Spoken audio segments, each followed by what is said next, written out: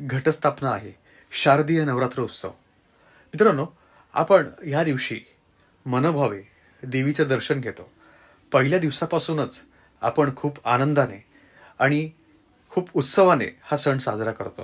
मित्रांनो, ह्या काळामध्ये तुम्ही जर का बाहेरनं देवीला भोग अर्पण करण्याकरता मिठाई खरेदी करताय, त्यावेळेस ही काळजी नक्कीच घ्या.